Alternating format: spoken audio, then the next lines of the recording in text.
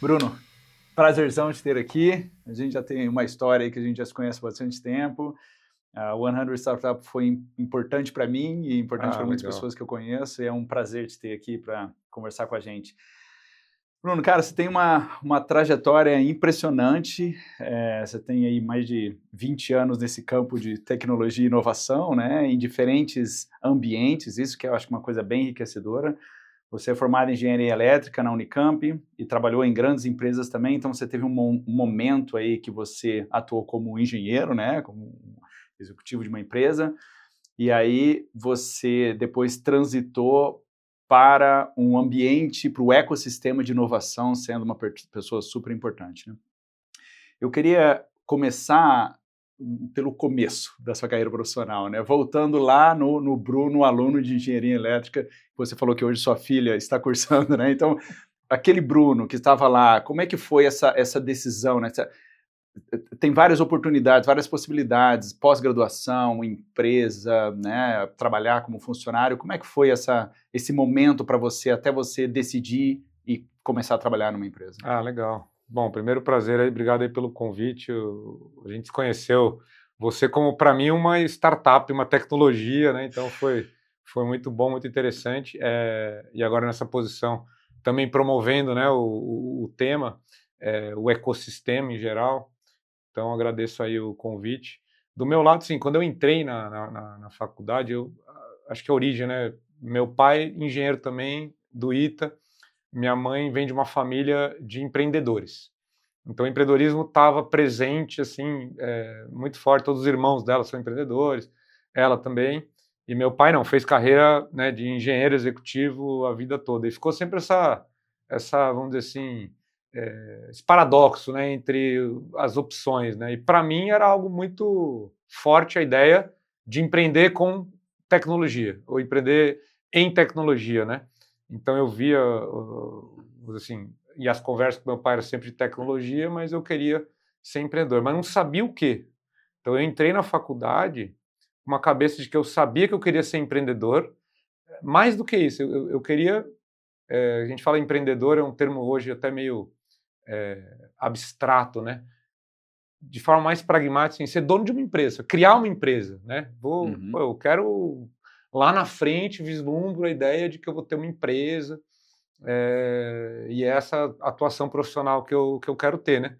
O impacto que eu quero ter é uma visão bem focada nisso, mas não pensava em nada além disso, sabe? Não tinha ainda uma ideia muito clara, mas eu sabia que eu queria que fosse relacionado à tecnologia e por isso eu fui fazer engenharia. Você perguntar para mim se eu tinha uma vocação de engenheiro, acho que tinha uma vocação maior de empreendedor e cedi aos argumentos do meu pai, talvez, de que engenharia me daria um leque amplo para empreender, mais do que eventualmente fazer, por exemplo, algum outro curso que talvez me limitasse um pouco mais. Então, engenharia eu escolhi numa lógica assim de que me abriria possibilidades para empreender em tecnologia. O caminho para você chegar no fim que Então, por você exemplo, queria. matemática, física, biologia, história. Eu cheguei a cogitar filosofia, economia, cheguei a cogitar administração, direito. E aí nessas conversas familiares, e principalmente com meu pai, ele, olha, eu acho que engenharia vai te dar um leque para o que você quer, onde você quer chegar, talvez vai te dar um leque maior. Então paguei aí o pedágio caro, né, de fazer esse curso lá na Unicamp. Foi excelente, forma caráter, forma um monte de coisa, mas é sofrido. A gente estava falando da minha filha que está fazendo o curso agora, acabou que ela também, não sei se teve alguma influência minha ou não, né? Mas está fazendo o curso e é engraçado de ver a jornada do sofrimento do cálculo 1, do cálculo 2, física 1, física Sim. 2, né? Álgebra linear, né? Então, mas acho que no final ajuda muito, com certeza. Apesar do questionamento que a gente tem, né? Existencial, né? Para que eu estou fazendo tudo isso? Sim. Mas no fim é uma base fundamental. Que momento do curso que você falou assim? Cara, no dia um eu bati na porta da empresa júnior. No dia 1, assim, tem o processo seletivo, então vamos pro processo seletivo. No dia que eu fui selecionado e fiz, acho que a terceira reunião, eu pedi demissão. Porque eu era um funcionário ali, sabe? Era tipo uma lógica assim, meio de. Não tinha tanta a lógica do empreender lá dentro. Era quase assim, ó, aqui nós emulamos uma empresa e você é o, sei lá, o analista e você tem que seguir com algumas atividades. Não percebi que eu estava empreendendo ali, então, mas foi um primeiro contato. E aí, entre alguns colegas, né, que faziam curso comigo, a gente falou, vamos montar uma empresa gente. Mas para fazer o quê? Não sei, fazer alguma coisa. A gente pode, de repente, prestar serviço para os laboratórios e tal. Os primeiros contratos que a gente teve, a gente criou a empresa ali, logo no primeiro ano da faculdade, segundo, talvez. Acho que meu primeiro CNPJ é de 2000, vai. Se não me engano é 2000. Eu entrei em 98, então, indo para o terceiro ano, talvez. A gente começou a prestar serviço para os laboratórios. A gente conheceu lá o pessoal do CEPOF, por exemplo. A gente prestava alguns serviços lá de estagiário de engenharia, troca lâmpada, alguma coisa assim. Começou assim, Era para fazer alguma instalação elétrica, coisas bem simples mesmo, de aluno, né? Mas a gente criou o CNPJ como talvez o primeiro passo, assim, né, de empreender. Isso também foi engraçado, porque foi o presente que meu pai me deu, né? A influência que ele teve também. Acho que ele precisou criar, por outros motivos, aí, empresa, né? E aí eu já tinha essa ideia, e ele falou, mas você tem que ter CNPJ e tal, né? Aí você tem que entender o que é CNPJ, aí você aprende e tal. E aí ele foi lá e me deu, falou, tá aqui o CNPJ, mas o que eu faço com isso? Pago o contador para começar. Mas esse nome que você criou aqui, não, se quiser muda o nome, você vai na junta, muda o nome. Como assim vai na junta, muda o nome? Aí você vai aprendendo o básico, do elementar mesmo, mas de repente eu tinha uma dívida já no dia 1 ali, que era pagar o contador. Enquanto você não tem faturamento, ele cobra meio salário mínimo. Mas para o estudante é uma mini fortuna.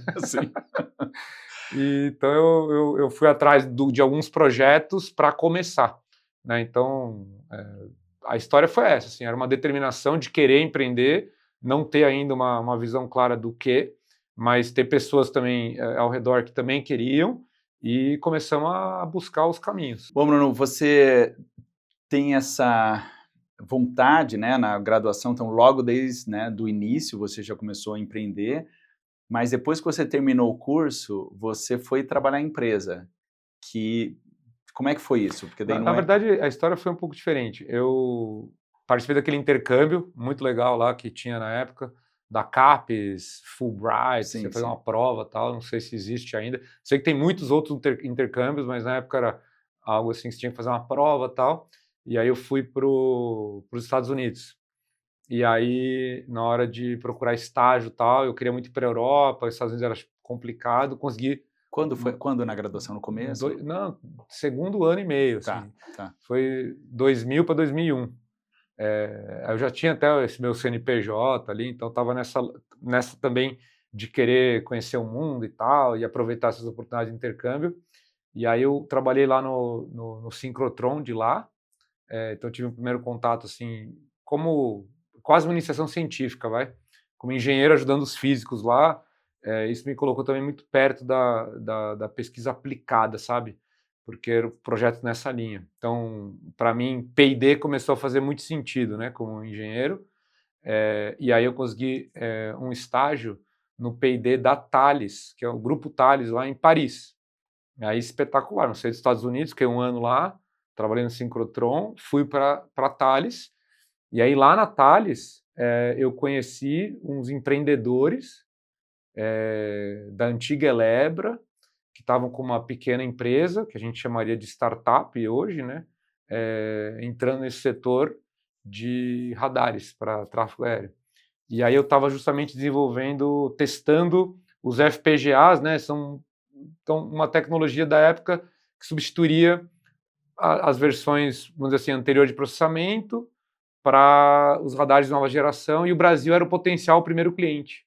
Então eu estava testando essa tecnologia, que eu tinha estudado nos Estados Unidos, aplicando lá na Thales, para um caso real. E aí passou o empreendedor que estava sendo escolhido pela Thales como parceiro podemos chamar de Open Innovation? Hoje podemos, mas na época é muito relacionado ao offset, né? O contrato assim o Brasil exige que você tenha um parceiro local para poder fazer a transferência de tecnologia. Senão você fica refém e tal, tem que ficar contratando engenheiro francês ou serviços da França, fica muito caro, não desenvolve competência local. Então era parte de uma política pública, de uma compra pública, né? Que era a renovação dos radares dos Sindactas. E aí eu conheci esse empreendedor, a gente foi jantar, ele ficou super impressionado que eu estava na equipe, um brasileiro e tal, e me chamou para fazer um estágio lá na empresa dele, que na época tinha 6, 7 pessoas, assim, super pequenininho, em São Bernardo. Na época era São Caetano, né? Hoje é em São Bernardo. E, pô, me visita lá. Pô, então eu saí de um centro de P&D, pô, com 18 mil engenheiros em Paris, não sei o quê, e ir lá para uma startup, uma pequena empresa num bairro que não é conhecido, vamos dizer assim, por desenvolver clusters de inovação, quer dizer, os vizinhos eram tudo pequenas residências. Eu lembro que da minha janela eu via um pequeno galinheiro. Então, você fala, pô, mas o que você está fazendo aqui, né? Você poderia estar em tantos lugares e tal. Eu falei, cara, ele está empreendendo, né? Eu senti esse movimento de empreender. Eu fiz parte desse time inicial e tive uma jornada empreendedora de fato nessa pequena startup. Inclusive eu fui o líder dos projetos, aí eu entrei nos PIPs da FAPESP, né? Então eu criei, de certa forma, o time de engenharia, que eu passei a chamar também de pesquisa e desenvolvimento, né? Porque a gente começou a trabalhar projetos para expandir portfólio, produtos próprios, né? A gente começou a desenvolver tecnologia lá, e aí eu fiz os acordos com a Unicamp e com a USP para desenvolvimento de projetos. Daí começou a nascer o Open Innovation na minha cabeça, ou melhor, o Open Startup. A gente, eu tenho um cliente brasileiro, né, que era a aeronáutica, eu tenho um grande parceiro que vai trazer tecnologia, que é a Thales, que é quem é o Prime Contractor, né, quem tem que de fato colocar lá aquele produto. Eu participei lá de uma APIzinha lá, de um parte do projeto, que eles estavam substituindo uns processadores pelos FPGAs, e a gente seria quem treinaria, instalaria, treinaria, e a gente tinha a oportunidade de desenvolver uma série de outros produtos para manter os radares funcionando nesse processo de transição. E aí exigia desenvolvimento, né? Pesquisa um pouco, mas mais desenvolvimento mesmo. Só que é um desenvolvimento que não tem ninguém no Brasil que mexia com essas coisas, então acaba que envolveu alunos de mestrado, doutorado da Unicamp e do IPT. E aí eu engato o meu mestrado. Então eu era já o coordenador desse programa, desse projeto, mas eu também tinha ambição de continuar estudando, e aí eu virei um mestrando do próprio programa, sabe? Então eu era o gestor do programa, mas também era mestrando, lá do Antenor Pomilho, em eletrônica de potência. Eu tinha que fazer a substituição de taratrons, que não existia mais, não tinha mais reposição, por pilhas de tiristores, né? Então esse é o meu projeto de estágio, vamos dizer assim, que depois eu puxei para um mestrado onde eu substituí todo o sistema de transmissão lá, que eu tinha que acionar uma magnetron, né? E é tudo coisa antiga, né? Assim, você está fazendo isso para dar 5, 6, 10 anos de vida para um equipamento que está num processo de transição, que o projeto vai durar 5, 6 anos e não pode parar, né? O sistema aéreo depende desses equipamentos.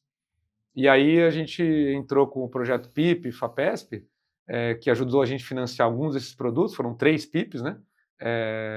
E aí a gente começou a identificar essa oportunidade de, vamos chamar de retrofit ou modernização em vários outros radares pelo mundo. Então a gente começou a exportar isso. Então a gente tinha clientes em 9 países na época. E aí a Thales, então, acabou se aproximando e por várias outras razões, mais ainda, querendo comprar o controle da startup. Porque a gente começou a entrar em outros mercados e aí para ela fazer sentido. E aí, mais uma vez, Open Innovation, Open Startup nascendo ali. E aí nesse momento, eu tentando eu comecei a ter desafios não só tecnológicos. Meu pai falava muito isso para mim. Bruno, o problema do engenheiro 30%, 40% pode ser um problema técnico, sabe? Tecnológico. Mas o resto, né, os 50%, 60%, 70% dos problemas, muitas vezes é de gestão. Né? Então você vai ter problema com um monte de outras coisas que não é a tecnologia em si. Eu comecei a perceber isso, comecei a me interessar, então, em metodologias de gestão, porque eu estava gerindo equipes, né? E aí eu acabei, na literatura ali, me deparando com o livro do professor Henry Chesbrough, E aí, quando cai na mão, vamos dizer assim, de alguém que tem esse perfil de empreendedor, o livro do cara, eu gostei, o que eu fiz? Vi lá, quem que é o autor aqui? Henry Chess, entrei na internet, liguei para ele, falei, cara, gostei do teu livro. Ele falou, e o Kiko? Quem que liga pro cara para falar que gostou do livro dele, né? Falei, acho que ninguém, né? Por isso que ele me atendeu e achou interessante e falou, meu, tá, mas você tem alguma coisa para falar além disso? Tal? Eu falei, não, só quis dizer que eu gostei muito do teu livro e tal, e gostaria de conversar mais. Você tá vindo pro Brasil algum dia dele? Aí ele falou, não tem plano nenhum. E se eu organizar um evento e tal, aí você vem e fala com um grupo de pessoas, o que você acha? Ah, você tem budget para isso? Eu falei, quanto é que é esse budget? Né? Aquele empreendedor não aceita, né, que não tem conversa. Né? Aí ele deu o preço dele lá. Aí eu falei, legal. Vou perguntar para as pessoas e... Aí eu organizei um evento, cara. Cobrei ingresso, eles cobram caro pra caramba, ainda mais na época tá o hype, né, do livro. Ele foi editado por Harvard, então é um autor de Harvard, ele tinha acabado de entrar como professor em Berkeley, e aí eu liguei para ele pouco tempo depois e falei, tô com o budget, você pode vir no dia tal? E aí ele aceitou, veio e a gente montou a comunidade de prática de Open Innovation ali. E foram 300 executivos de outras empresas que toparam. Aí como é que eu tinha esse contato dessas pessoas? Sabe que hoje eu não me lembro, cara. Não sei de onde veio. Você estava no mestrado, foi tipo logo depois que você se formou isso? Isso já é um pouquinho depois, assim, o mestrado eu terminei em 2005, e essa história, né, desse desenvolvimento vai até 2006, é a aquisição da Thales, ela compra a Omnisys, e esse evento eu faço em 2008. Aí eu já era executivo da Thales. Uhum. Provavelmente acho que essa conexão com outros gestores vem de eventos e a gente trocando cartãozinho e tal. Eu lembro muito bem, porque veio uma consultoria no meu escritório para falar assim, eu ouvi dizer que você está querendo montar esse evento aí de Open Innovation e tal, vamos fazer uma parceria e tal. E aí veio a pessoa de eventos, de marketing, né? Como é que você vai fazer esse evento e tal? O que você está esperando? Por causa do recurso. Estava procurando patrocinador ou parceiro, né? Aí eu falei, vou chamar a minha lista de contatos, meus amigos e tal. Pô, mas eles vão pagar isso e como é que você vai fazer? Então foi sorte de principiante. Realmente foi um primeiro momento, eu mandei lá para as pessoas que eu conhecia, assim, troca de cartão em eventos e realmente vieram. Foi lá em algum desses hotéis aí de São Paulo, tipo o WTC, algum desses, um auditório. Foi o WTC. Peguei o auditório lá, botamos 300 pessoas, trouxemos ele e fizemos 4 seminários, onde ele tinha que falar Open Innovation, depois Open Innovation, política pública, a gente trouxe o pessoal de FINEP e tal, Open Innovation com grandes corporações, aí trouxemos algumas empresas, inclusive o pessoal da Omnisys, Thales, né? A Introvale, Natura, no painel, e Laboratório Cristália, do Pacheco. E no último painel era para falar de Open Innovation em empreendedorismo. E a gente colocou professores ligados ao tema, como, por exemplo, o Cláudio Furtado, que criou o GVCEP, o Thales Andreas, lá da FGV também, que era do Centro de Empreendedorismo. Nessa época eu estava começando o doutorado, já em administração, porque eu estava interessado no tema e a minha ideia seria pesquisar nessa linha de métodos de gestão da inovação, onde e tudo que eu aprendi nessa jornada, eu queria entender ela e ver como que isso poderia ser. Então, daí surge, acho que o embrião do que eu faço hoje, que é Open Startups. Até o termo Open Startups vem disso, e aí eu estabeleço uma relação muito próxima com o professor Chesbrough. Ele passa a vir todos os anos, durante 4 anos, que foi meu doutorado. Eu dei um jeito de fazer ele vir todo ano, e aí ele vinha, eu fazia ele vir um dia antes, alguma coisa assim, ele passava o dia nas palestras, e depois eu levava ele nas empresas para fazer reuniões com comitês de corporação. E no dia anterior que ele chega, eu pego ele no aeroporto, tal, eu descanso um pouco e eu ia passear com ele no Parque Ibirapuera para poder ter a interação e conversar das ideias e tal. E nessas interações, ele fala, Bruno, as ideias que você está desenvolvendo, a linha que você está caminhando, tem muita relação com o effectuation da professora Sara Sarasvati. E, ao mesmo tempo, lá em Berkeley, o pessoal está desenvolvendo aquela linha do Lean Startup. Mas aí eu, enfim, tive contato com o que estava sendo trabalhado, e aí eu fiquei muito próximo da Sara. Aí eu leio o livro da Sara e fiz a mesma coisa, liguei para ela, e fui lá visitar ela e trouxe ela para o Brasil. Então acabou que eu montei essa referência, vamos dizer assim, teórica para mim, Open Innovation e Effectuation da Sara. Então, pegando um pouco dessa linha, né, de querer fundamentar bem o que vai ser feito, né, e iniciando essa segunda fase da minha carreira, onde a primeira foi trabalhar na Omnisys, fazendo projetos de controle de tráfego aéreo, depois os equipamentos para a Marinha, para o INPE, né, a gente trabalhou nos satélites Cibers, na época era o 2B, o 3, o 4, e meu último projeto da Omnisys foi o Mansup, né? A gente fazia o seeker desse míssil que foi encomendado pela Marinha. E aí eu fiquei um tempo como executivo lá da Thales, né, como você falou, já adquirido, e na Thales estava se debatendo esse tema da Open Innovation. Na Thales, inclusive o primeiro assignment que a gente recebeu ali, eu passei a integrar o que eles chamam de Global Technical Steering Board. Então eles pegavam os gestores de P&D dos vários países, então eram os 4 países lá, tipo os BRICS, né, mais ou menos, os países emergentes, e as grandes unidades de negócio da Thales na Europa. A Thales é um grande fornecedor para satélite, aviônicos, é um grande player, né, na Europa. A empresa, na época, tinha uns 10 bilhões de faturamento em euros, umas 60 mil pessoas e uns 20 mil engenheiros. Então, nessa reunião, estavam sendo representados os 20 mil engenheiros. E eu tinha meus 70, mais ou menos, no Brasil. Então, eu estava lá por causa do Brasil, né? Tinha que ter alguém do Brasil e eu representava lá.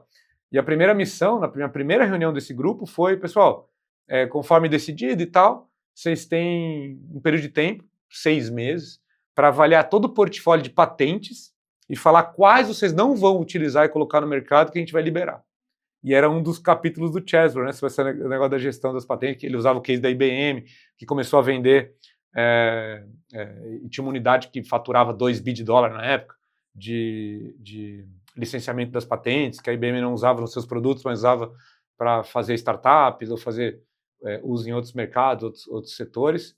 E aí eu falei, pô, já terminei, né? Terminei e tal. Não tenho nenhuma patente, né? Então eu vou usar todos, né? Não tem nenhuma e tal. E isso me deixou ainda mais curioso, né, em relação peraí, tá certo, né, a gente não ter patente, que cultura é essa? Quem tá, tava desenvolvendo um monte de coisa.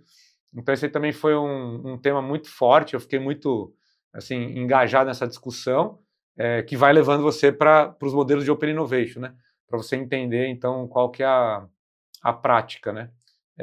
E é isso. Então, essa jornada acaba em algum momento por uma série de questões aí geopolíticas. A gente falou não vai falar de política aqui, mas na época estava tendo aquela questão do Irã. O Brasil queria estar no Conselho de Segurança, não sei o que lá. O Brasil acabou, naquele momento, rompendo com a França. Chegaram a anunciar que o caça, né, daquele programa FX2, seria francês, e o Lula acho que anuncia isso, mas os franceses não comemoram, talvez já sabendo que eles não iam votar a favor do Brasil e tal, e aí foi desfeito o negócio, e aí reaparece a discussão com os Estados Unidos, França e Suécia. E aí eles interrompem todos os projetos de P&D no Brasil, né? Então aí eu que tinha montado todo um portfólio, sou chamado lá pelos diretores na França, você tem que assim, descontinuar o teu portfólio, que a gente não vai continuar transferindo tecnologia, porque a gente tinha a ideia de ter essa parceria que está on hold, né? Tá parada essa estratégia. E aí eu falei, bom, então vou embora, né? Então, meu trabalho era esse, eu tinha construído o portfólio, o que é para eu fazer? E é engraçado, porque, sabe o que você vai fazer agora? Você vai ser gerente de inovação. Eu falei, então não vou mais ter engenharia, não vou mais ter ninguém, e aí o que eu vou fazer? Aí você faz acordo de parceria com as universidades, com as incubadoras, e na prática vai ter orçamento, aí você constrói, mas a gente não vai mais fazer P&D, não vai mais fazer esses projetos. Então é engraçado falar isso hoje, né? Porque tem um pouco a ver com muito do que se desenvolveu desse cargo aí de gerente de inovação, né? Mas assim, só para voltar, depois a gente fala disso, eu acabei indo para a Saab e montei o Centro de Inovação Sueco-Brasileiro. para criar as parcerias entre os ecossistemas de inovação entre os dois países, como parte da demonstração das boas intenções da Suécia em relação ao programa Gripen, né? O Gripen NG, que é a nova geração, que eles iriam desenvolver em colaboração com o Brasil. E eu me apaixono por esse projeto porque esse Gripen NG justamente vinha com um discurso muito forte de ser o caça desenvolvido numa lógica de Open Innovation. Então eu já tinha o evento, né? A gente levou como case, eles mostraram toda a filosofia por trás, e eles também se encantaram com a nossa comunidade, então eu acabei indo trabalhar lá, e eles acabaram, vamos dizer assim, financiando, né, por mais ou menos 3 anos, essa construção desse ecossistema, onde eu aprendi muito com eles e apliquei no Brasil, né? Então foi minha base, e meu doutorado é sobre isso. Meu doutorado no final é sobre como que esses gestores, né, que aí envolve uma série de empresas, não só a Saab, tomam decisão sobre ecossistema de inovação. Né? A gente foi percebendo a formação dessas unidades, né, nas empresas, principalmente suecas no caso, mas no Brasil também começando a emergir, e na época a gente estava com os NITs sendo formados. Né? Começou em 2005, talvez, na Unicamp, né? Então era ainda algo bastante jovem, 3, 4, 5 anos, e eu, na minha tese de doutorado, falei, olha, eu acredito que vai ser uma tendência as corporações, as universidades, os governos criarem unidades de gestão de Open Innovation, basicamente unidades que vão se interconectar com o ecossistema, que é fora do tradicional cadeia de valor, né? Cadeia de suprimento, supply chain, vai ser um outro tipo de relacionamento, que a gente está chamando de ecossistema de inovação. Que envolve o ecossistema de conhecimento das universidades, que envolve o ecossistema empreendedor das startups, mas envolve também outras empresas. E aí a minha discussão era como criar esse tipo de entidade, como nutrir, né, essa função, gestão da Open Innovation dentro das corporações. Esse foi meu doutorado e eu estava ativamente trabalhando com isso. E isso foi fortalecendo o nosso centro de Open Innovation, né, que culmina novamente aí no que eu vim fazer então depois como um segundo empreendimento, que é a Open Startups. Essa tentando deixar curto uma história longa aqui, mas só para você ter esse contexto. Legal, ótimo. Então você tinha aquela expectativa de você ser dono de uma empresa, que na verdade foi uma base para você identificar o caminho, que foi a engenharia. E quando você começou a perceber, assim, a leitura que eu estou tendo, quando você começou a perceber o que é uma empresa e aquela história do potencial da inovação como diferencial para a empresa, você percebeu que tinham vários outros componentes que poderiam ser desenvolvidos, que a Open Innovation seria uma forma estruturada de você viabilizar isso. Então, assim, quando você percebeu isso, que você fez a transição do seu expertise de engenharia, porque isso é importante também dizer o seguinte, você tem que começar de algum lugar, então você provou que você era bom tecnicamente em alguma coisa, para depois poder dar opinião, porque se você chega muito cedo também, e já quer abrir uma empresa, e já quer sentar num board, você não tem aquela vivência técnica que é super importante, né? Mas é interessante que assim que você conseguiu transitar, pelo que você conta, a partir dali, o seu foco era Open Innovation, né? Já fez o evento e já foi como se você já soubesse que você estava se transformando numa referência em Open Innovation. Essa é uma leitura dessa. Acho que sim, e é engraçado você falar isso, porque eu estou me lembrando de uma história agora, porque quando eu acabei o mestrado, então, não sei, né, talvez também nascido aí de alguma outra inspiração, eu queria continuar com o doutorado, e eu tinha essa ideia de estar muito próximo da academia. Talvez essa visão de Open Innovation vai te colocando, né, em vários lugares e tal, e as entidades com as quais eu conversava, eu falava com muitos doutores, né, vai numa FAPESP, todo mundo é doutor e tal, então, também quero, é natural, né, você está num ambiente onde, sei lá, todo mundo é faixa preta, você quer ser faixa preta também, certo? Se ninguém pratica aquele esporte, você talvez não pense em praticar, você tem que você acaba sendo influenciado, né, pelo ambiente que você está.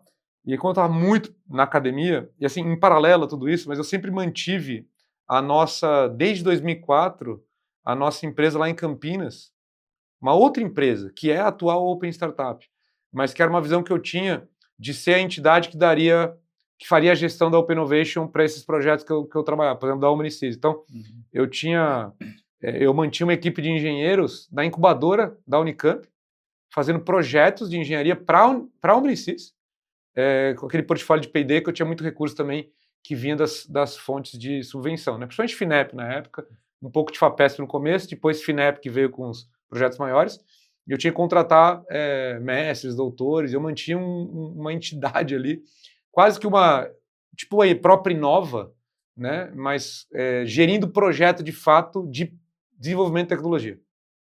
E aí, como a Inova estava nascendo, essa minha empresa acabava sendo um parceiro da Inova para montar outros projetos.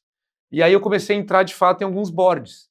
Por exemplo, do grupo MS, a gente criou lá o conselho científico, que depois culminou no Brace Pharma, que era um fundo de venture capital criado em 2011, que fez, era 150 milhões de dólares, fez não sei quantas aquisições. Na minha época tinha umas 9 aquisições, sabe, de participação acionária. Então, coisa assim, a gente fez um projeto também incrível lá para Braskem, que criaram também um fundo de investimento, mas não foi para o mercado. Né? Depois agora eles fizeram e também já descontinuaram. Mas foram vários projetos nessa linha, onde eu também fui nutrindo o que é hoje a Open Startup, sabe? Em paralelo à Omnicis. Eu tinha essa empresa que chamava Alage. Ela acabou sendo conhecida no mercado como uma consultoria de Open Innovation. Mas eu não me identificava com consultoria, né? Porque a gente procurava desenvolver metodologias e aí a gente começou a apostar em tecnologia de relacionamento. Então a gente tinha aquelas plataformas de gestão de ideias, plataformas de Open Innovation mesmo, onde eu acabei, pela lógica de Open Innovation, entrando numa outra startup como investidor para poder usar a tecnologia deles na nossa consultoria, sabe? E foi 10 anos disso, em paralelo, né? Então, acho também um pouco dessa lógica. Eu brincava, existe o Serial Entrepreneur e a gente, na engenharia elétrica, a gente prefere os sistemas em paralelo, né? Faz negócios adjacentes, você começa a ver a lógica de portfólio também.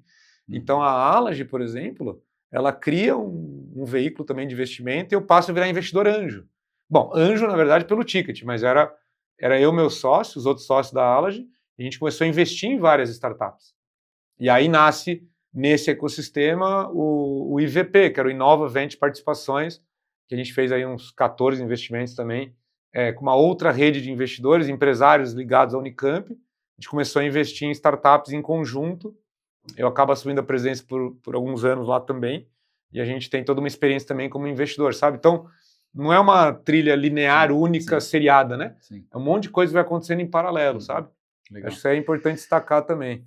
Mas é verdade, assim, esse negócio eu pensava muito, né? Pô, a gente sai da faculdade, começa um projeto de engenharia, depois de 5 anos lá se matando e tal, e, pô, descobre que não sabe nada, né? Não sabe, assim, não sabe alimentar um circuito ali, por mais que a gente tenha feito, mas no laboratório, como que já vem o roteiro, né? Muita coisa algum colega já sabe, então você consegue se formar, vamos dizer assim, sem muita experiência prática de fato, né? E aí isso dá um baque, né? Você fala, cara, dá uma humildade, né? Você fica um pouco assim, pô, sou engenheiro e tal, mas você fala assim, pô, mas não sei fazer nada, né? E aí pouco tempo depois você descobre, não, na verdade eu tenho base para um monte de coisa, né? Sim. E aí você começa a aprender, começa a entender, de repente você está fazendo um projeto lá, sei lá, incrível, que eu tenho que mostrar para meus filhos, eu fiz isso, hein? Você não sabe. Então, quando eu quebro o carro, por exemplo, aí você é engenheiro, você tem que resolver, né? E às vezes você não tem, não, é porque não tem a ferramenta, né? Mas isso daí acho que é importante para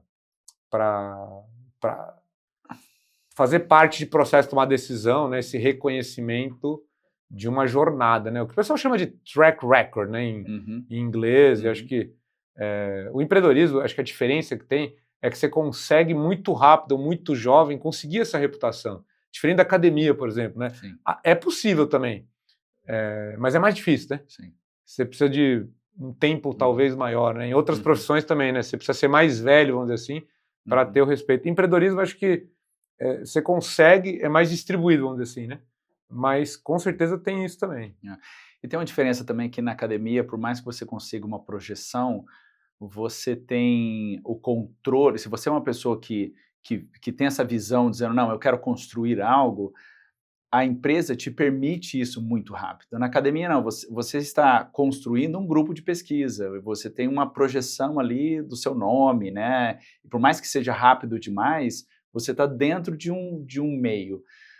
No empreendedorismo, você pode transformar um mercado a partir do seu trabalho e as pessoas que você convence a trabalhar junto com você, né? Então, é mais difícil, porque se você for para o chão, você vai para o chão mesmo. Na academia você tem um buffer, né? Você tem ali um ambiente mais controlado.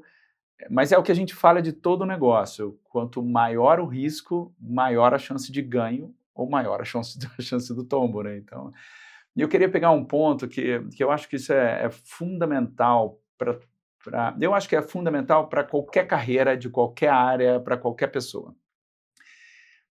Que tudo que você falou aqui deu para ver que não existe, que, assim, pelo menos você não demonstrou na sua fala que tinham barreiras, que tinham limitações.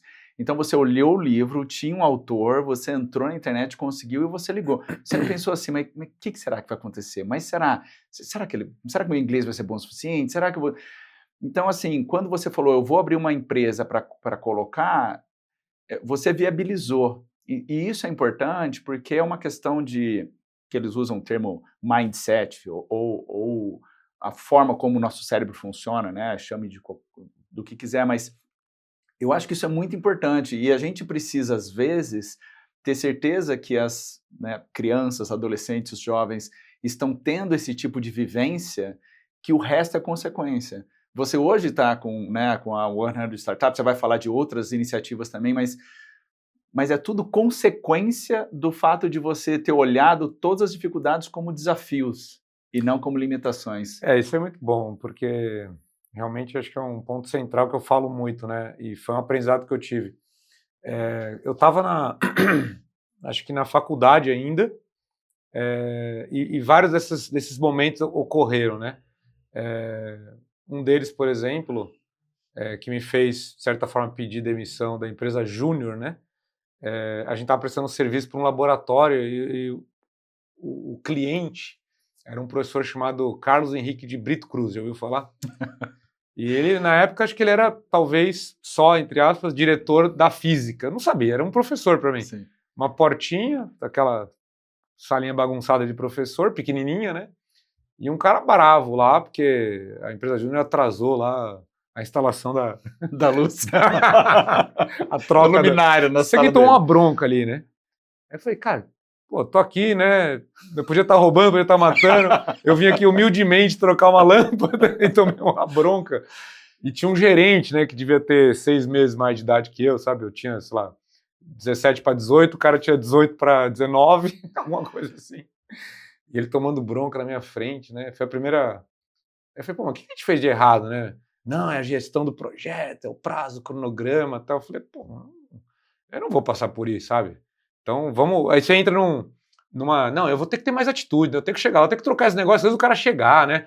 Aí você vai criando esses pequenos, né, elementos. Aí eu tava lá, enfim, lendo o jornal com meu pai e tal, ele falou, esse cara aqui não é professor teu? E tava lá, né? Era Carlos Henrique de Brito Cruz, né? Uhum. E na época, acho que ele já era reitor. Tá. E tava falando dos radares meteorológicos, do Civan e não sei o que lá. Aí ele falou, Bruno, você tá fazendo estágio lá, pessoal de radar e tal? Pô, liga pra esse cara aqui, que ele tá como presidente da FAPESP na época. Acho que ele era presidente da FAPESP, acho que era isso. Diretor científico da FAPESP. Não era, ele era presidente, ele virou reitor, e aí depois ele virou diretor científico e ficou lá um tempão, né? Uhum. Então era alguma coisa assim. Acho que ele falou, talvez, enquanto presidente, saiu no jornal. Aí meu pai falou, liga pra ele. Eu falei, pô, pai, como assim liga pra ele? O cara tá aqui, ó, presidente da FAPESP, sei lá o que lá. Mas não, você não contou aquela história? Não é aquele cara lá, né? Um ser humano como... acessível. Liga pra ele, pô. Aí agora eu tô lembrando. Ele já, nesse instante que eu escrevo um e-mail, porque eu não liguei, ele era reitor da Unicamp. Eu peguei um e-mail, escrevi, olha, eu estava aqui lendo o jornal, né, na maior humildade, eu vi que você estava falando de radares e eu estou fazendo estágio numa empresa de radar e queria conversar com você. Não dava para escrever isso, né? cara falou, pô, aí eu escrevi alguma coisa do tipo, não tinha ChatGPT na época, mas eu pedi uma versão, criei uma versão assim, vou fazer o cara entender que eu sou um empreendedor, um isso, aquilo, e vou conectar com... Se vender. O discurso, se vender. E aí eu monto um e-mail, que é um e-mail mais sério do que, né? Ele vai lá e responde e fala, pode vir. E aí a gente firma essa parceria que culmina na fundação dessa empresa que eu falei, a Allogy, na incubadora da Unicamp, porque era o meu objetivo, então, o pessoal da Unicis, ter esse pé na universidade para os desenvolvimentos, que depois virou aquele portfólio gigante de contratos, assim, na ordem de 50 milhões de reais na época que eu geria nesse momento, que foi fruto desse telefonema. Telefonema não, e-mail. Uhum. E aí eu até lembro de uma dica, porque lá no ITA, o pessoal se identifica pelo ano que se forma, né? Então, meu pai era assim, ITA 72, é o ano que ele se forma, né? Uhum. Eu seria, portanto, Unicamp 22. Uhum. Só que, na verdade, a gente ganha o RA pelo ano que a gente entra, né? Sim. Então eu falei, vou confundir ele, para ele não achar que eu sou aluno e estagiário, eu vou colocar Bruno Rondani, Unicamp 98. É que ele vai achar que se formou. Na cabeça dele vai achar que eu estou formado há incríveis 2 anos e ele vai me respeitar, né? Mas se ele achar que era 2000, vai. Se ele achar que eu ainda estou no 3º ano, talvez ele não me receba, né? No final ele pergunta, mas vem cá, você se formou aqui? Você está estudando aqui? Deu certo. Eu falo, professor, eu vou falar a verdade, eu estou no 3º ano. Mas não mudou nada. E a coisa aconteceu e tal, e foi. Então, essa atitude, né? Eu lembro da frase do meu pai, mas você tem medo do cara por quê, meu? O que ele pode te fazer? Tipo, ignorar teu e-mail, né? Uhum. E eu passei a atuar assim. Hoje, se tiver que mandar uma carta ou ligar para alguém, a partir daí, assim, ficou uma verdade para mim que todos são acessíveis com a abordagem correta. É claro que com a abordagem errada, acho que ninguém é acessível, né? Acho que você não consegue pedir na França, pelo menos, você não vai conseguir pedir um sanduíche se você for mal educado aí com o garçom ali né? Em outros países talvez você consiga ainda assim, mas lá, por exemplo, então, se você adotar o protocolo correto, né? Uhum. Criar, vamos dizer assim, o contexto correto de comunicação, todo mundo é acessível. E eu trato as pessoas assim também, né? Passou a ser quando eu recebo, eu vejo uma mensagem de LinkedIn, eu recebo um monte de abordagem, né? Compre isso, não sei o que, não sei o que lá. E alguém que parou, escreveu direitinho, entendeu o meu contexto. Pô, esse cara eu marco reunião na hora, sabe? Sim. Então, acho que isso daí acho que é um dos itens assim, de atitude, mas que tem muito a ver. Depois eu posso comentar um pouco, mas isso é teoria de empreendedorismo, né? A Sara Sarasvati identifica muito bem isso. Ela chama isso de making the ask. É parte da metodologia. Como que eu consigo o commitment do outro? Como é que eu faço a pergunta? Como é que eu peço algo para atrair um recurso para mim, sabe? E isso é um elemento central do empreendedor. Cara, e o que é super importante nesse processo, e eu sempre falo isso em aula e com colaboradores, é o altruísmo. E isso é método de venda, você precisa entender o próximo. Então, quando você vai vender, quando você vai fazer essa parte de... não seria nem vender um projeto, mas fazer uma proposta dizendo eu tenho algo legal que eu acho que é importante para você, se você não entender o suficiente da pessoa, como é que você vai bolar algo que é importante para ela? Esse é um erro, né? A gente acredita na nossa ideia, na nossa empresa, na nossa tecnologia, na nossa abordagem, estratégia, método, que seja, e fala, não, ela é muito boa. Tá, mas espera aí, boa para quem? Né? Se você identifica, então, eu acho que isso é um ponto muito importante. E é interessante porque fala assim, né? Eu acho que isso resume muito a sua caminhada. Do inglês eles falam, when there is a will, there is a way. Tipo, mas assim, não é assim, quando tem uma vontade, tem qualquer meio. Quando tem uma vontade, there is a, né? Tem um caminho que você tem que fazer. Então, assim, tem uma vontade? Tem. Qualquer jeito você vai chegar lá? Não. Tem um caminho. Você precisa entender qual é esse caminho, né? E é isso que você está falando. Tipo, tinha algo lá e eu trilhei, né? Tinha uma vontade de contactar, que foi induzida pelo seu pai, por isso que é interessante, assim, eu acho que essas conversas aqui tem que chegar nos pais de hoje, né? Porque os pais de hoje, ainda na adolescência e juventude, pode estar treinando os empreendedores do futuro, né? Eu acho que isso começa lá no berço, né? São frases, né, que você pega, a gente não sabe até o efeito que a gente tem enquanto pai, né? Exatamente. Mas que moldam um caráter, assim, a vida toda. Uma pessoa que você tem com a maior segurança, que é a sua mãe e seu pai, fala assim, liga, não tem problema. Eu tenho uma do meu avô, agora você falando, né, que tá comigo, você fala de atitude, né, que são pequenos, não era empreendedor, nada nesse sentido, mas ele fala, uma vez eu desisti do judô, né, eu fiquei, não quero mais treinar, parei, né, aí ele me chamou de canto, assim, Bruno, por que você começou, se você ia parar, sabe? Eu falei, caramba, mas se você começa o negócio, você termina, você terminou já, sabe? Onde você chegou? Na faixa, sei lá, amarela, sei lá que faixa que eu tava, pô, isso me levou à faixa preta, sabe? Eu nunca mais esqueci. Por que eu comecei se eu não vou terminar? E te faz pensar muito antes de começar algo, sabe?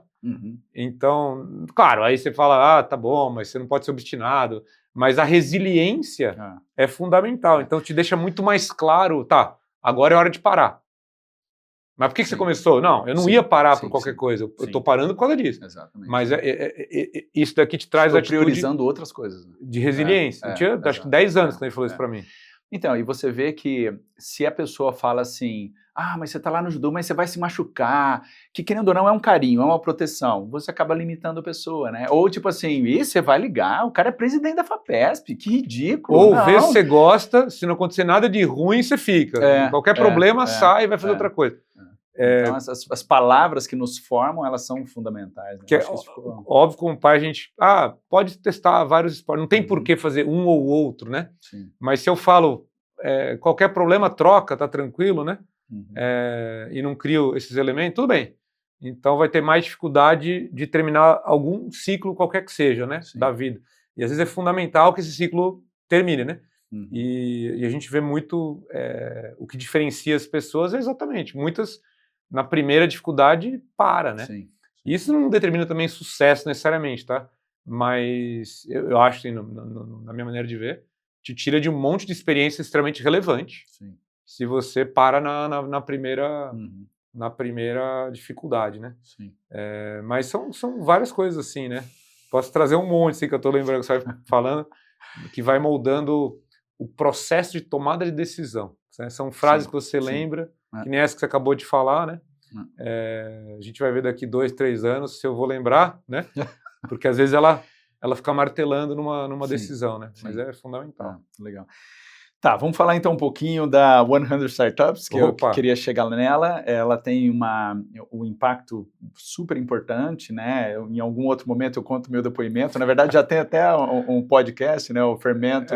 Verdade. Fermento em Pod, né? Que fez, eu contei essa história lá. É uma coisa que eu me orgulho muito. E ela é ela nasce, agora dá para entender perfeitamente, né? Quais foram as bases e as movimentações que aconteceram na sua vida para combinar com isso, e faz realmente todo sentido. E eu queria que você explicasse, né, para a galera o que é e como que você acha que hoje ela está desempenhando esse papel, né, que ela nasceu para esse propósito. Fantástico. Primeiro, assim, então, vamos lá, pegando agora a jornada, tentando explicar assim a Open Startup especificamente, né? Eu termino meu doutorado juntando essas duas teorias, Open Innovation e Effectuation, onde eu estava tentando trabalhar como é que inovadores, tanto de uma corporação, eu sempre trabalhei o inovador como um tipo de empreendedor, mesmo não empreendendo um negócio novo, uma empresa nova, mas um projeto de inovação, um produto numa grande corporação. Então, como que o cara que quer inovar, ou seja, ele está colocando a ação dele, a energia dele, né, em fazer algo que vai trazer um valor novo, né, enfim, que vale a pena, né, essa injeção, vamos dizer assim, né, investimento. Dessa novidade, né? Então, inovação eu vejo muito com essa analogia. Eu estou injetando algo para um benefício. Então, por isso que eu faço muita relação com a injeção mesmo, né? Você bota uma coisa assim, não é legal furar a pele, enfiar um líquido lá. Você está perturbando um ecossistema ou um sistema para um benefício que vale muito a pena, certo? Mas você vai doer, é chato e tal. Então, eu vejo muito assim. Então, como é que esse cara toma decisão? E a Sara fala muito disso, né? Então, a visão da Sara é, cara, o empreendedor, à medida que ele vai ganhando experiência, ele vai consolidando isso como uma expertise. Então, se é uma expertise, então é uma disciplina, pode ser ensinado, certo? E eu posso tentar entender, então, quais são os padrões que, eventualmente, aquela pessoa adquiriu por um conhecimento tácito, ela não sabe nem explicitar. Mas ela percebe que existe padrão diferente entre aqueles que dominam a expertise e os que não dominam. Como se eu falasse qualquer esporte. Vou jogar tênis com um cara que tem expertise e um cara que nunca praticou, eu vou perder de 6-0. Ponto, né? Uhum. Então, isso acontece em quase todas as disciplinas humanas. Então, existe uma expertise empreendedora? E eu vou percebendo que sim. E a teoria diz que sim, então vamos lá. A grande questão da expertise empreendedora é como é que eu atraio recursos. O que eu vou fazer? Eu vou, a partir de uma visão, né, eu vou ter que ter a condição para realizar aquela visão. Então, no começo eu tenho a minha visão, a minha vontade, meu conhecimento, mas logo em seguida eu tenho os colegas que eu vou atrair, o dinheiro, ou a parceria, ou espaço físico, contexto, sei lá o que for. Então, o ponto de partida, que agora eu chamo na nossa metodologia de mapa de ativos, né? Que ativos você tem, ou que você consegue acessar agora e no tempo, que vão te ajudar a empreender. E aí toda a teoria, assim, anterior falava muito de planejamento, né? Então, eu fui educado pelo Sebrae e depois por Berkeley a fazer o business plan. E pela Endeavor, e eu fui formado, e pelo meu pai também. Bruno, você quer empreender, tem que ter um plano de negócio. Aí depois a gente viu toda a discussão em relação ao plano de negócio, né? Que veio esses métodos experimentais, principalmente o Lean Startup, mas o Lean Startup não me satisfez, né? Conversando com a Sara, ela responde assim, o Lean Startup fala muito de escassez, eu tenho pouco recurso, então com pouco recurso, porque senão o epic failure, effectuation sim, é um método experimental, mas ele pensa em abundância. Eu posso atrair todos e quaisquer recursos se eu tiver o método correto de abordar aquele recurso, sabe? Uhum. Todo recurso pode se somar se tiver um porquê. Agora, cada recurso que se soma ao projeto muda o projeto. Você está disposto a mudar o teu projeto, a tua visão obtusa, aquela visão que você teve, que você acha tão especial? Porque para atrair um parceiro, eventualmente eu vou ter que, na linguagem do Lean, pivotar. Ela não chama de pivotar, ela chama de co-criar. E aí isso batia muito com o Open Innovation. Espera aí, eu tenho a vontade de empreender, eu tenho um monte de competências, eu tenho um monte de coisa que eu gostaria de fazer, eu sei o impacto que eu quero ter, mas eu não sei exatamente se eu quero, vamos dizer assim, fazer o carro elétrico ou dar ré em foguete, sabe? Sim. Isso vai ocorrer à medida que eu vou tendo os recursos que vão me permitindo e, opa, eu fechei com a NASA, então provavelmente eu vou para foguete. Pô, eu fechei com uma grande empresa lá de baterias, então talvez eu vá, mas o que eu quero nessa analogia que eu estou fazendo, talvez seja algo relacionado à energia ou alguma exploração intergaláctica. Enfim, então no meu caso, como o problema que me incomodou muito, né, foi de não ter uma ideia para empreender. Pô, eu queria empreender, mas eu queria ter um impacto, mas eu queria... Pô, eu tinha um monte de você perguntar para mim, claro que eu tinha centenas de ideias, mas eu fiquei muito com esse negócio eu preciso pegar uma ideia e ser obtuso nela, é isso que é empreender?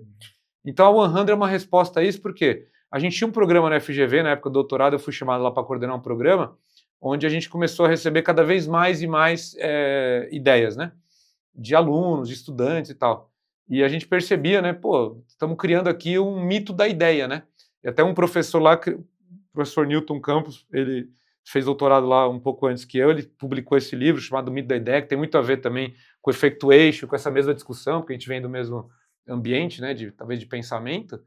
E eu falei, cara, a gente não tem que estimular as pessoas a ter uma ideia, ficar obtuso nela e, sabe, perseguir ela de tudo que é jeito, e aí com muito recurso do business plan ou com pouco recurso do Lean. Não é isso. É estar aberto para co-criar à medida que você vai atraindo os recursos que vão moldando aquela tua trajetória, né? Então eu falei, pô, legal. No Brasil tinha pouco Venture Capital, a gente estava no centro de Venture Capital, promovendo isso, capacitando investidores, tinha essa teoria da Effectuation, tinha a teoria do Open Innovation, eu falei, pô, em 2009 chega um artigo para mim, do Kaplan e do Lerner, que são os grandes pesquisadores na época de Venture Capital, falando assim, Venture Capital ain't broke. Venture Capital vai continuar. Isso é porque uma das grandes transformações que vai ter no Venture Capital é que as corporações precisam de inovação. Eles estão indo para esse modelo de plataformas, que é o que fazem as grandes empresas hoje, né? As Big Techs. Eles vão habilitar muito, né, o surgimento de muita startup. E o P&D vai ir para um caminho de conexão com esse ecossistema empreendedor. Então, ele delinea ali já de que as corporações, pela prática da Open Innovation, vai se conectar mais aos empreendedores, vão contar mais com os empreendedores. É o movimento oposto, né? No Brasil, então, se eu pegar qualquer empresa que tem baixo conteúdo, vamos dizer assim, de inovação, baixo conteúdo empreendedor também, porque a gente já de algumas gerações e tal, muita multinacional no Brasil, a gente tem um executivo muito bem formado, né, escolas de negócios muito boas, empresas globais no Brasil e tal. Se a gente abrir eu fazer uma visão assim de uma goiaba, né? Eu abro uma goiaba cheia de larvinha ali e eu abro os problemas para o ecossistema empreendedor. Estou dando ideia, estou dando a vontade, né? Uhum. E eventualmente a gente pode encontrar esse caminho de conexão. Vou tentar fazer isso massivamente, mas eu vou usar isso como um processo não de inovação, não de buscar resultado, mas de educação. Vai ser educacional para o jovem que quer empreender e para o executivo que vai ter ideias novas vindo dos jovens com abordagens novas. Então eu vendi dessa forma. Você quer ver o que os jovens têm para falar do teu problema? Né? De repente você está lá ajudando, de repente você está aprendendo algo, mas de qualquer forma você está fazendo algo bom que você pode tirar algum benefício. E aí estourou, cara. Estourou, assim, começou a vir muito mais velho do que jovem, inclusive, porque o jovem era limitado pela quantidade de alunos que queriam empreender, que não é tanto assim. Então a gente sai de 400, 500 projetos para 1.000, 2.000, 3.000, 4.000. No ano passado foram 13.000 projetos, né, que participaram do processo, mas a quantidade de empresas, executivos, a gente saiu de 60, 80, 200, 300.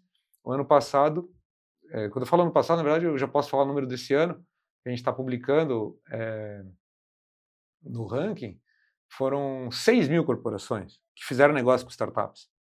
Isso de 10.000, mais ou menos, cadastrados ao longo desses 10 anos. Então, no fim, a quantidade de pessoas buscando inovação, buscando interagir com inovação, é até maior do que a quantidade de empreendedores, sabe? Isso é uma coisa assim que no começo o pessoal cria programa de empreendedorismo e tem dificuldade de atrair, né, clientes ou investidores, porque a lógica da escassez, de novo, né? São poucos investidores, né, que vão selecionar, então é um filtro enorme. Não, o mercado é bem maior do que as pessoas que querem inovar no mercado, sabe? Tem muito mais oportunidade do que você imagina. Então a gente começou a fazer bancas que eram de 20 venture capitalists, na época, no comecinho, quando a gente tinha, e às vezes eram fundos pequenos ou fundos que nem existiam ainda, e aí sempre vinha lá o BNDES, a FINEP, né?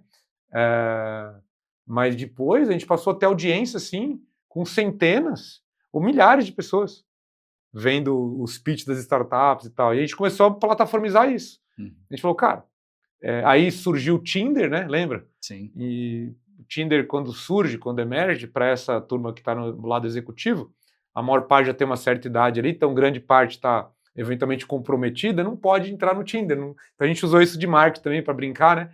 Pessoal, vocês já ouviram falar do Tinder? Não, ouviu falar. Já testaram? Não pode. Tá.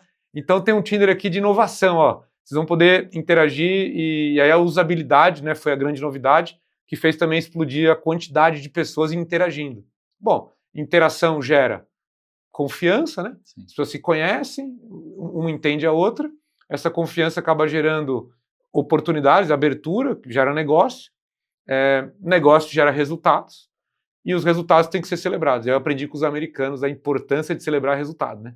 Que a gente faz pouco aqui, né? A gente tem essa como é que fala? Essa síndrome do impostor, ou não merecimento, né? Essas coisas, né? Pô, mas é tão importante esse prêmio e tal.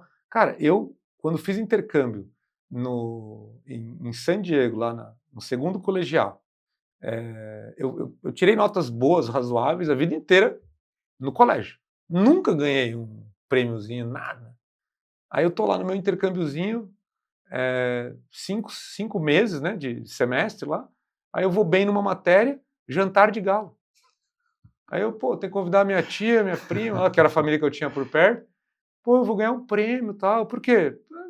Diz que eu fui bem em matemática. Aí o diretor da escola, tem uma placa, até hoje eu tenho essa placa lá, como é que é? Honors, não sei o quê, né? Certificate of Excellence. Excellence é uma palavra que ficou para mim. Eu só fui bem numa matéria. A gente aqui lá eles dão um valor enorme, né? Então essa história também, quando a gente bateu 1 bilhão de negócios no ano foi 2022, a gente bateu 1 bilhão, aí a gente falou, tem que celebrar isso aqui. E aí estava saindo a pandemia, fazia 2 anos que a gente não se encontrava praticamente em evento, aí a gente resolveu fazer a grande celebração em gala, né? Festa de gala. Hoje é Copacabana Palace, quando a gente abre lá, tem mais ou menos 700 lugares, né? A demanda para entrar lá dos premiados é mais de 2, 3 mil pessoas, lota rapidinho. Então é super interessante, né? Como são princípios, né? Mais que a cultura, que outra premiação dessa para inovação tem, né?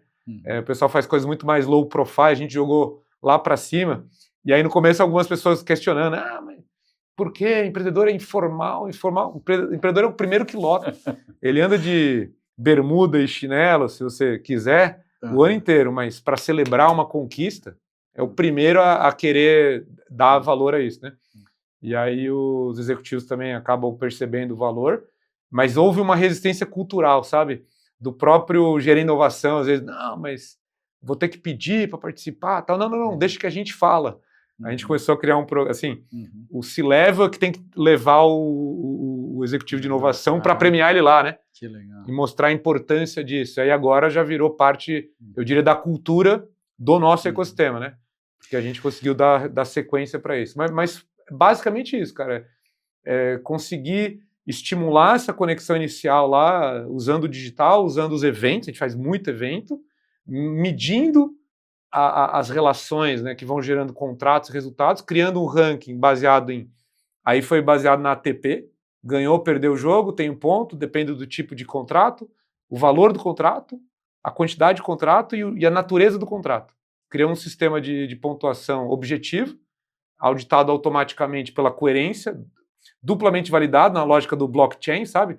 É visível para todo mundo, fez o ponto, e aí fica aberto, o pessoal consegue ver a sua pontuação e criou um gamification, né? Contratos. Aí agora, 10 anos depois, o comitê começou mas a gente precisa ver o resultado e tal. Então, beleza, vamos ver o resultado. Renovou? O contrato cresceu, o contrato expandiu, o contrato internacionalizou, a startup virou scale-up, a gente começou agora a colocar todos esses elementos também para aprimorar o ranking, né? Mas foi isso. E aí hoje a rede ficou de um tamanho, acho que... Quando eu apresento lá fora, o pessoal não acredita, sabia?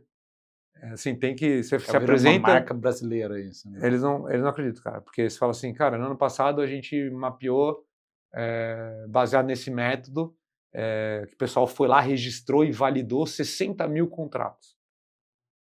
Ano passado eu falo 2025. Em 2025, 60 mil contratos, 16,8 bilhões de reais, entre mais ou menos 6 mil corporações, 5 mil startups. Aí você mostra, como assim, meu, sabe? Como é que você registrou isso? O Juliano chegou ou não? Ah, tá. E eu tenho um negócio que você fala, esse negócio de comemorar, né? Não sei se você vai lembrar, mas em 2018, quando a gente participou, foi um aluno meu, o Ciro, que me levou lá, eu não sabia nada, eu cheguei, a primeira coisa que fui apresentado foi o Tinder do business, né? Se a empresa era interessante para mim, a tecnologia passava para direita, né? Não lembro, então. A gente passou 2 dias fazendo isso, fazendo reuniões, e daí no último dia eu ia embora, eu estava de moto, estava chovendo, e eu fui despedir de você. Eu falei, cara, eu vou embora, não vou ficar para premiação, você lembra disso? Sim. Você falou assim, não, você tem que ficar. Eu falei, cara, mas não... Você falou, não, fica aí, porque é legal. E aí eu falei, não, tudo bem. Aí no final eu acabei ficando, se eu não tivesse ido despedir de você, eu teria ido embora. Acabei ficando, a gente foi premiado com a tecnologia que deu maior, né, repercussão lá no evento. E, cara, assim, uma experiência em um evento transformou. E eu falo isso para os 4 ventos, assim, como é importante você ter esses ambientes, né, que estão sendo pensados, estruturados, e não simplesmente uma feira. É um evento aberto. As pessoas vão lá, você faz conexão. Se você for uma pessoa muito comunicativa, você consegue mais. Mas nesse evento tem um mecanismo por trás, né? Você entra e você é levado a fazer as conexões. Então, isso foi... Se eu tivesse chegado lá e falasse, bom, então agora eu vou ter que me virar, com certeza eu não teria conversado com tantas empresas e ter tido isso. Então, Não, mas a gente foi... Acho que a nossa inovação foi isso, né? E colocando esses elementos, sempre fazendo referência a alguma coisa. Então, esse evento, por exemplo, que você foi, provavelmente tinha lá um grande painel de LED, sim, que a gente imita o aeroporto. Eu disse, cara, vai ter um monte de reunião, aí tem palestra, tem isso, mas o cara vai conseguir, que nem no aeroporto, parece o caos, tá todo mundo indo pro lugar certo, né? Uhum. Você sabe exatamente o teu portão e tal, então a gente criou esse sistema. A gente colocou um negócio de NBA, assim, né? Para dar visibilidade para as startups que estão se destacando, que tem mais gente querendo falar. Para que as pessoas, quando chegam no evento, pô, que startup é essa que está indo super bem? E aí estimula os que estão indo bem a ir melhor. Os que não estão indo tão bem a melhorar na próxima reunião, sim. Ou chamar o cara, porque vai lotando a agenda dos melhores, aí os outros vão também tendo oportunidade de se desenvolver, né? Porque aí o cara fica travado, né? Porque ele tem 2 pessoas, por exemplo, participando, então ele só pode pegar uma reunião a cada 20 minutos. O outro que estava sem reunião, e aí você vai aprimorando. Então, com isso, todo o ecossistema ganha, né? Então, é juntando esses aspectos de metodologia, né, colocando tecnologia em evento, e aí celebrando no final, né? Que isso passou a ser um ponto fundamental. No final do ranking, a gente reconhece o mais atraente para que ele possa ser convidado para outros eventos, e a gente começou a levar essa metodologia para tudo que é evento. Nesses 10 anos, a gente fez 110, 11 eventos. Foi aumentando, né, a intensidade de fazer mais de um evento, às vezes por mês, dessa natureza. Que no começo era um por ano que a gente fazia. Sim. E aí foi aumentando. Então é super legal também inovar em coisas, às vezes, né? Como você falou, o evento já existia há muito tempo. Sim. Eu, muito antes disso, participava de rodadas de negócio e não saía tão satisfeito porque não tinha muita tecnologia e tal. Hoje, isso é padrão, né? Já é uma coisa assim esperada, né? E a discussão agora é essa, cara. O que a gente pode, né, continuar fazendo para continuar melhorando? Porque desafio não falta. Você perguntar os problemas que tem, né, hoje, 10 anos depois, né, a gente também aí pode fazer toda uma discussão em cima disso. Legal. Completa a frase, é só uma frase. Eu criei a 100 Startups para... mudar a maneira como empreendemos. Essa foi a minha filosofia, empreender de forma colaborativa. Essa era a frase inicial para mim, sempre foi essa. Perfeito. E qual é a sua mensagem final para a próxima geração de empreendedores? Pô, fantástico, cara, porque esse é o nome do nosso projeto agora. Eu acredito que nós aprendemos muito, formamos um ecossistema, mas saímos também com muitas cicatrizes. O venture capital daquela queda, a política pública vai e vem, já tinha os altos e baixos, né? As empresas abriram e fecharam os CVCs, áreas de inovação.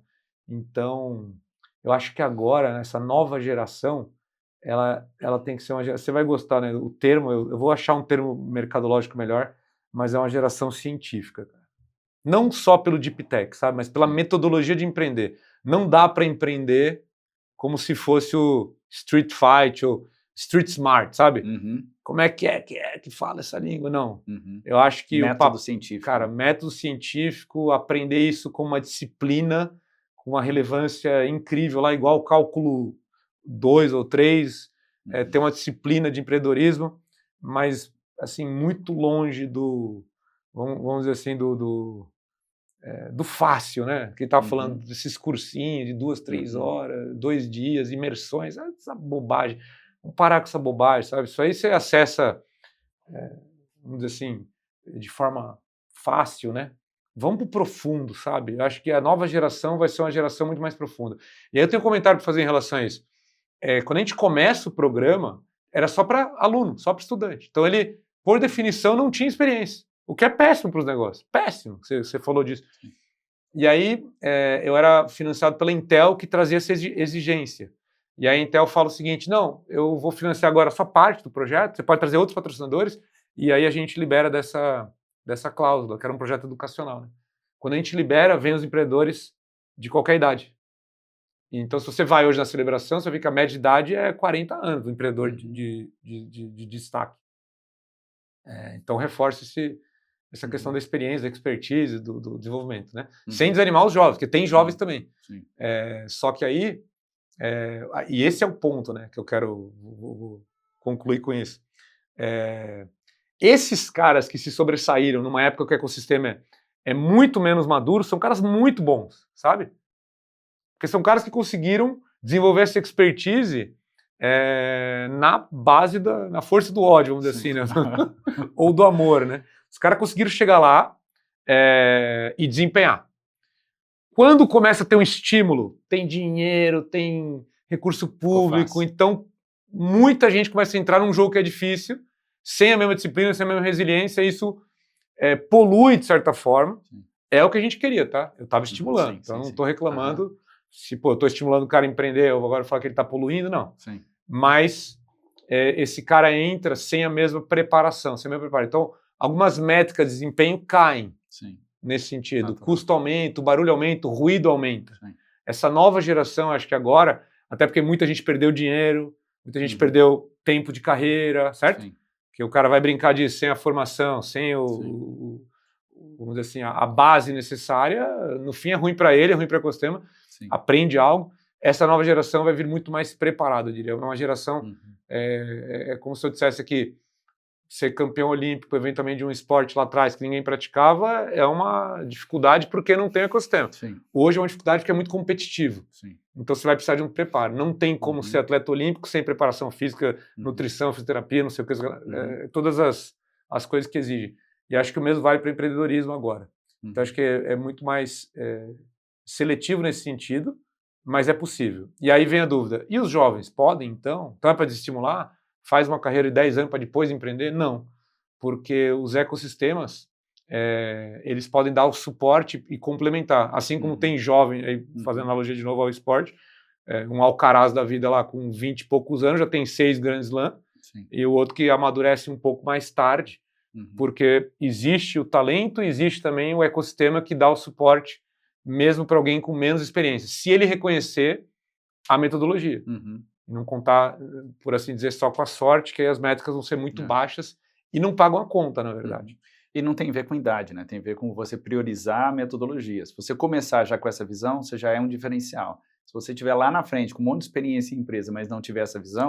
Você vai ter aquele livro Outliers fala muito disso, né? 10 anos, tá? Então, mas os caras que viraram bilionário com 20 anos, mas você vai ver, o cara com 7 anos já estava lá programando. Exato. Não é que ele começou com 20 e com 21 já tinha feito a empresa, né? Ele teve uma jornada. Então, eu acho que vai por aí.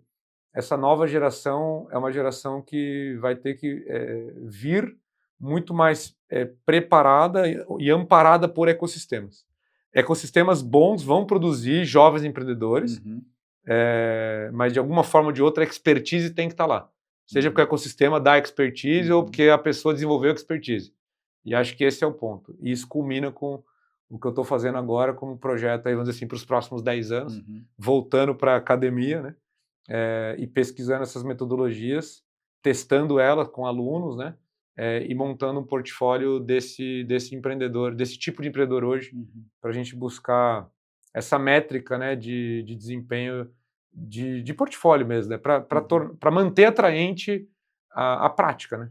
Porque em alguns momentos, quer dizer, em alguns ecossistemas também, esse super estímulo ao empreendedorismo acaba também criando um movimento de retração, quando muita gente acaba tendo dificuldade, perde tempo, recurso, fundos perdem dinheiro, né? Então acho que a gente agora vai chegar num equilíbrio, que agora a gente tem um ecossistema. Mas se fizer tudo direitinho, a probabilidade de sucesso já é muito mais alta, sabe? Esse é o meu ponto. Legal. E você acha que você concorda com a expressão, talvez, que o empreendedorismo começa em casa, talvez até na infância? Eu acho que, assim, porque você pegar a Sara Sarasvati, ela tem uns debates muito fortes sobre se existe um perfil específico de empreendedor, tá? Ela defende que não e eu também acredito que não. Eu acho que existem algumas atitudes, algumas competências, algumas habilidades assim que obviamente fazem toda a diferença, mas não um DNA, vamos dizer assim, não uma tem que ser alto, tem que ser baixo, genético, não é genético, é treinado, é educado. Né? Existe, exatamente. É que nem falar, existe um perfil específico do físico, do biólogo, do engenheiro, do médico. Você vai ter médico de qualquer personalidade, físico de qualquer personalidade, mas a prática assim, daquela profissão tem um nível de exigência que é mais fácil ou mais difícil para certos comportamentos, atitudes e tal. E até perfil psicológico, né? Mas acho que é possível para todos. Então, reconhecer o empreendedorismo como uma expertise e isso ser nutrido em casa, com certeza. Mas eu acho que você pode começar tarde. Você pode, aos 40 anos, sem saber nada, começar. Você reconhece que é uma expertise? Eu uso a analogia do esporte. Você quer começar hoje o jiu-jitsu? Você pode virar faixa preta. De novo, né? Você tem uma vontade, é só achar o caminho. Né? Exatamente. É totalmente treinável, vamos dizer assim. Mas se você achar que não tem técnica, é só ir lá e rolar, né? Cara, você não vai evoluir. Não vai chegar em lugar nenhum. Vai se machucar. Vai se machucar. O pessoal não vai gostar da maneira como você evolui, porque você quer também que o colega evolua, né? Sim. Você não vai fazer parte, vamos dizer assim, de um ecossistema, de um grupo, você vai acabar sendo expelido, né? Por não estar se desenvolvendo.